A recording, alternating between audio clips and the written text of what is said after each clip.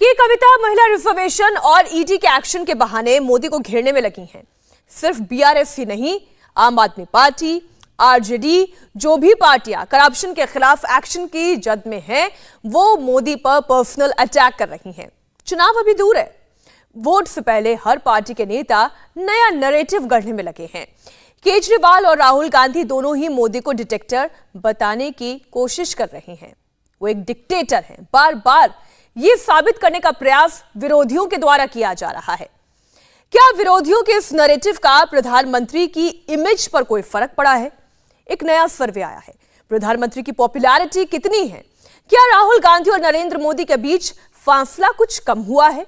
जिस सवाल का जवाब आप जानना चाहते हैं, उसका कुछ अनुमान इस नए सर्वे में आपको मिल जाएगा। नरेंद्र मोदी टीम इंडिया की कप्तानी कर रहे हैं।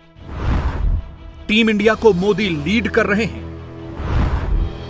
विदेशी प्लेयर्स विदेशी टीम की मेहमान नवाजी कर रहे हैं।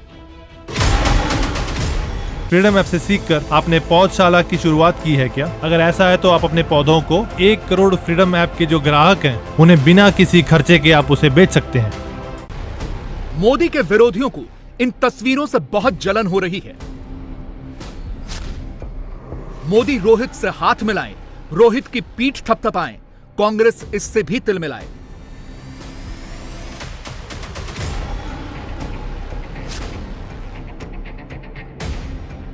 मोदी विराट से हाथ मिलाएं, विरोधी इसमें भी पॉलिटिकल एजेंडा घुमाएं। मोदी दोस्ती करते हैं चीन से लड़ने वाले क्वाड के अहम सदस्य ऑस्ट्रेलिया से पार्टनरशिप मजबूत करते हैं। ऑस्ट्रेलियाई पीएम को गले लगाते हैं। इन तस्वीरों को भी देखकर सारे विरोधी मोदी के पीछे ही पड़ जाते हैं। राहुल के सबसे करीबी नेता जयराम रमेश की भाषा देखिए। भारत और ऑस्ट्रेलिया 75 साल की दोस्ती सेलिब्रेट कर रहे हैं, आगे की नींव मजबूत कर रहे हैं। इसमें गलत क्या है? कुछ भी तो नहीं। आज जो मोदी कर रहे हैं वही काम तो मनमोहन सिंह ने भी किया, कांग्रेस के पूर्व प्रधानमंत्रियों ने भी किया। लेकिन माइक्रोस्कोप लगाकर बैठे मोदी के दुश्मनों ने मानो हर बात में मीन मेख निकालने का ठेका ले रखा है। जयराम रमेश का दूसरा ट्वीट पढ़िए, समझ जाएंगे मोदी कुछ भी अच्छा करें, विरोधी उसमें बुराई ही ढूंढते हैं। हिंदी में इस ट्वीट का मतलब हुआ एक स्टेडियम में लैप ऑफ ऑनर करना, जिसे आपने अपने जीवन काल में अपने नाम किया था, आत्म जुनून की ऊंचाई। ट्वीट नंबर 3 पढ़िए, इसमें भी जयराम रमेश ने सारी सीमाएं लांघ दी और कहा कि रुकिए, अभी तो और भी ज्यादा आत्म जुनून है। यह सब पहले से लिखी स्क्रिप्ट का हिस्सा होता है।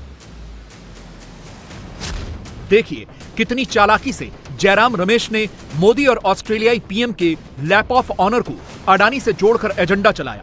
हम अडानी के हैं कौन वाला स्क्रीनशॉट फैलाया। प्लान के तहत मोदी के खिलाफ जो ऑल्टरनेट नैरेटिव बनाया जाता है वो काफी ओछा होता है। कांग्रेस की टाइमलाइन पर छपे शब्दों को पढ़कर आप इसका अंदाजा लगा सकते हैं। मगर मोदी के विरोधी जो जाल बिछाते हैं वो उस जाल में खुद ही फंसते चले जाते हैं। सोचिए, पूरी दुनिया में इस वक्त भारत के प्रधानमंत्री नरेंद्र मोदी और ऑस्ट्रेलिया के पीएम की सेल्फी के चर्चे हैं। दोनों की चाय पर चर्चा वाली तस्वीर इंडिया और ऑस्ट्रेलिया में टॉप ट्रेंडिंग है। लेकिन कांग्रेस क्या कर रही है? कांग्रेस ट्विटर पर मोदी के खिलाफ आपत्तिजनक टिप्पणी कर रही है। स्क्रीनशॉट आपके सामने है। कांग्रेस के यूथ विंग के अध्यक्ष ने जो एडिटेड वीडियो शेयर किया, उसका ऑडियो हम आपको सुना नहीं सकते। हां, उसने जो लिखा वो आप देख रहे हैं। मोदी से नफरत की इंतहा देखिए। ऊल जुलूल जो मन में आया वैसा पोस्टर फैला दिया। राहुल की टीम को लगता है ऐसी ओछी हरकत करके वो मोदी को हरा देंगे। प्रधानमंत्री के विरोधियों को लगता है कि मोदी को गाली देकर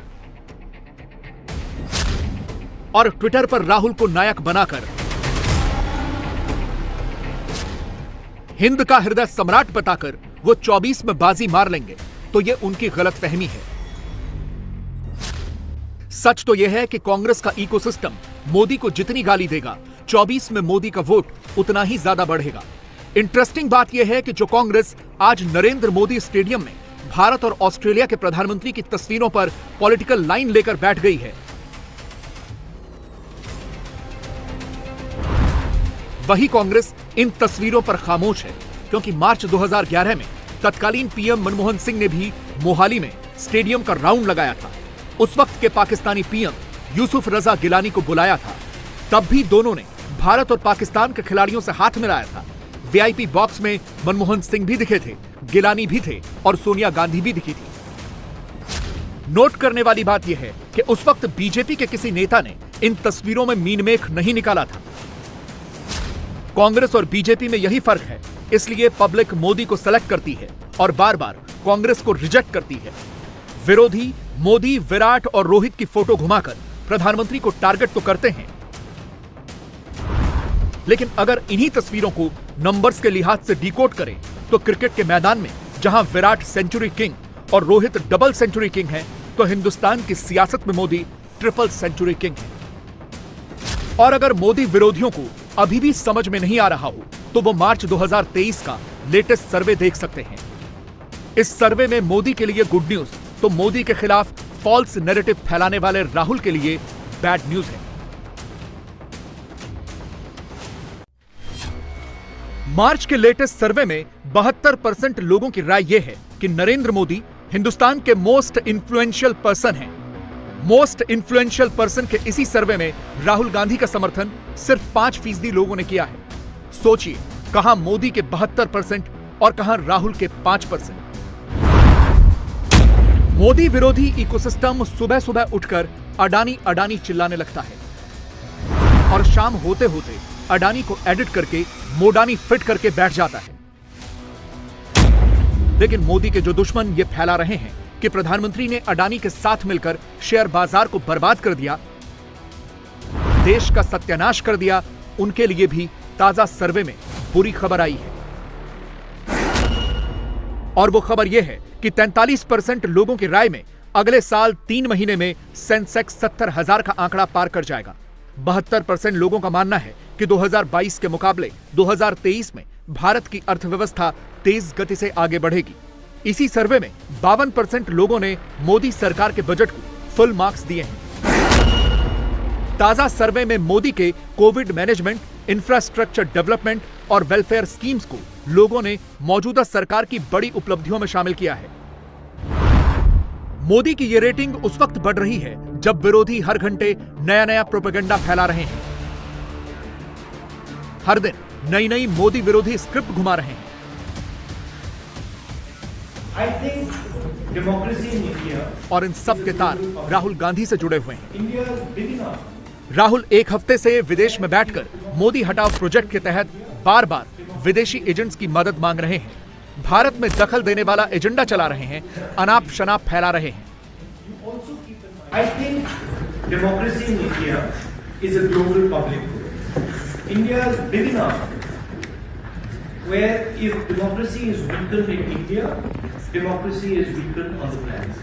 So I think it's very important that when you think about what is happening in India, you also keep in mind that India is a democracy 3 times the size of the United States, 3 times the size of Europe. And if this democracy crumbles, it will be a huge setback for democracy on the planet.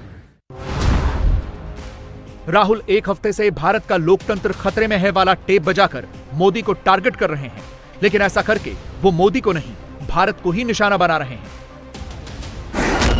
और जब BJP इस पर सवाल पूछती है, भारत में विदेशी हस्तक्षेप वाले एजेंडे पर राहुल को घेरती है। जब कानून मंत्री किरण रिजिजू राहुल के इरादों को खतरनाक बताते हैं, ये तक कहते हैं कि राहुल ने सारी हदें लांघ दी, अब वो भारत को बांटने की साजिश रच रहे हैं। राहुल के बेतुके बयानों को देश विरोधी ताकतें भारत के खिलाफ इस्तेमाल कर रही हैं। किरण रिजिजू जैसे ही ऐसा बोलते हैं, कांग्रेस का इकोसिस्टम गाली गलौज पर उतर आता है। सुप्रिया श्रीनेत के ट्वीट के शुरुआती 2 लाइन पढ़ लीजिए, भाषा देख लीजिए। ये इकोसिस्टम पहले शब्दों से मोदी और मोदी सरकार पर हमला करता है, राहुल की वाहवाही करता है। हिंद के हृदय सम्राट, स्टनिंग, हैंडसम, डैशिंग राहुल और न जाने क्या क्या। राहुल की तारीफ करने में बुराई नहीं है, मगर जब देश की बुराई पर बात आए तो मामला गड़बड़ है। भाई राहुल गांधी जी को शेर की तरह दहाड़ते हैं, लेकिन ये इकोसिस्टम कई दिनों से मोदी के खिलाफ नॉनस्टॉप झूठ वाला टेप ऑन करके बैठा है। गाली गलौज तू तड़ाक कर रहा है। सोशल मीडिया से फुर्सत मिलते ही कैमरा ऑन करो, वीडियो बनाओ, उसमें नमक मिर्च लगाओ और फैलाओ, मानो ये इनका पार्ट टाइम जॉब हो गया हो। मोदी जी, ये कौन सी महामूर्खों की टीम आपने बनाई हुई है? आपकी सारी टीम ऐसे महामूर्खों और ऐसे गीदड़ों से भरी है कि जब शेर की तरह राहुल गांधी जी दहाड़ते हैं तो आपकी ये जो गीदड़ों की टीम है ये बड़ी लालायत हो जाती है झूठ फैलाने में। पहले तो मुझे लगता था कि हिंदी में हाथ तंग है, क्योंकि भारत जोड़ो यात्रा के दौरान तो अधिकांश हिंदी बोल रहे थे, उसमें भी झूठ परोसा जा रहा था। अब कैम्ब्रिज के लेक्चर और यूके की ट्रिप के बाद लगता है कि अंग्रेजी में भी हाथ तंग है। सोचिए, कैम्ब्रिज का लेक्चर 28 फरवरी को हुआ था, अभी भी आपके सांसद, विधायक, मंत्री, पूर्व मंत्री, मुख्यमंत्री, प्रवक्ता लगे पड़े हैं झूठ फैलाने में। और झूठ भी कैसा फैलाते हैं कि झूठ चिपकता ही नहीं है। भाई राहुल गांधी जी तो शेर की तरह दहाड़ते हैं, लेकिन आपकी जो गीदड़ों की ये सेना है, इससे जरा पूछिए कि जब महंगाई की बात होती है तो लहसुन प्याज नहीं खाते, कह के बचने लगते हैं। बेरोजगारी की बात होती है, कहते पकौड़ा तल लो। चीन की बात होती है, कहते कोई घुसा हुआ नहीं, आप खुद कहते कोई घुसा हुआ नहीं। जब अडानी की बात करते हैं तो कांपते हाथों से पानी पीने लगते हैं, अडानी का अ नहीं बोलते हैं। तो दिक्कत की बात यह है कि आपका कोई झूठ चिपक नहीं रहा है, लेकिन झूठ आप लगातार बोल रहे हैं। तो मेरी दो नसीहतें हैं आपको। जितने आपके मंत्री हैं, कानून मंत्री बेचारे कानून की धज्जियां उड़ाने में लगे रहते हैं। सूचना प्रसारण मंत्री जो उनका पहला काम है, मैं सबसे बड़ा ट्रोल बनकर दिखाऊंगा, मोदी जी घबराइए मत। एक महिला मंत्री है, वो बेचारी और किसी चीज पे मुंह ही नहीं खोलती है, राहुल गांधी जी का नाम आएगा लपकी चली आएंगी जहां से होंगी, भर्त्स ना करने।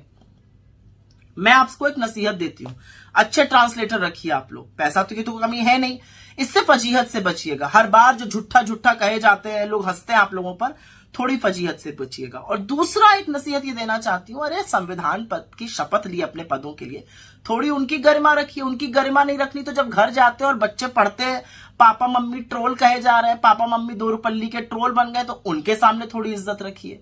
ये तो छोटी सी नसीहत दे रही हूं, करना ना करना आप लोगों के ऊपर है, क्योंकि असलियत तो यह है कि राहुल गांधी जी बोलेंगे और आपका सारा तंत्र 10 दिन बाद भी बेचारा खोजेगा कि क्या बोले थे। मोदी को गाली देकर विरोधियों का इकोसिस्टम कुछ घंटों के लिए ट्विटर स्टॉर्म तो ला सकता है, राहुल की पीठ तो थपथपा सकता है।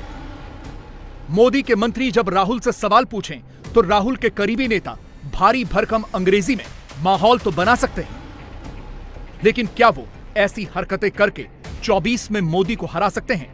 जवाब है नहीं। यहाँ चुनाव तो अब लड़ सकता है, लेकिन जो पानी है, नदी जैसे नदी का पानी समुद्र में जाते हैं, यहाँ जो भी रिजल्ट जैसे भी हो, प्रधानमंत्री नरेंद्र मोदी ही सबसे बड़ा एंड सर्वोच्च हमारा प्रेरणा का प्रतीक है। सब उनका साथ ही रहे। You can not blame Rahul ji for that, because Rahul ji knows that in India nobody will hear him. So who will hear him? Only anti-India people. So he has collected a bunch of anti-India people in London and he talked to them. But so far as India is concerned, India will not hear Rahul today, or India will not hear Rahul even day after tomorrow or tomorrow. So he knows that. For the first time he has shown some intelligence. That anyway in India nobody will listen to me, so let me go to abroad, collected a bunch of anti-India people and speak before them. Rahul को लगता है मोदी ने देश में लोकतंत्र खत्म कर दिया, जबकि इप्सॉस का ताजा सर्वे कहता है कि देश के 61% लोगों के मुताबिक भारत बिल्कुल राइट डायरेक्शन में आगे बढ़ रहा है। कांग्रेस को लगता है फ्रीडम ऐप से सीखकर आपने पौधशाला की शुरुआत की है क्या? अगर ऐसा है तो आप अपने पौधों को 1 करोड़ फ्रीडम ऐप के जो ग्राहक हैं, उन्हें बिना किसी खर्चे के आप उसे बेच सकते हैं। मोदी महंगाई को काबू में नहीं रख पा रहे। ताजा सर्वे कहता है कि 48% लोग विपक्ष की इस बात से इत्तेफाक नहीं रखते। कांग्रेस कहती है मोदी ने देश की अर्थव्यवस्था चौपट कर दी। सर्वे में 75% लोग कहते हैं मोदी की लीडरशिप में देश की इकोनॉमी टॉप गियर में है। विरोधी आरोप लगाते हैं कि मोदी राज में गरीबी बढ़ गई, सोशली इनइक्वालिटी बढ़ गई। ताजा सर्वे में सिर्फ 28% लोग इसे गंभीर मुद्दा बताते हैं। एक मुद्दा भ्रष्टाचार का भी है। इप्सॉस के सर्वे में सिर्फ 24% लोगों को लगता है कि फाइनेंशियल और पॉलिटिकल करप्शन देश के लिए चिंता का विषय है। यानी करप्शन के मुद्दे पर मोदी ने अच्छा काम किया है, लोग मोदी को सपोर्ट भी कर रहे हैं। मगर जब दिल्ली से लेकर तेलंगाना तक भ्रष्टाचार के आरोप झेल रहे नेताओं पर सीबीआई और ईडी एक्शन लेती है, दिल्ली शराब नीति मामले में जब तेलंगाना के सीएम की बेटी को ईडी का समन जाता है, वो पूछताछ के लिए दिल्ली आती हैं। उधर सीबीआई के बाद जब ईडी मनीष सिसोदिया को मनी लॉन्ड्रिंग केस में गिरफ्तार करती है। इंडिया टीवी हर वक्त हर जगह डाउनलोड करने के लिए सर्च करें India TV news Google play store या ऐप स्टोर पर।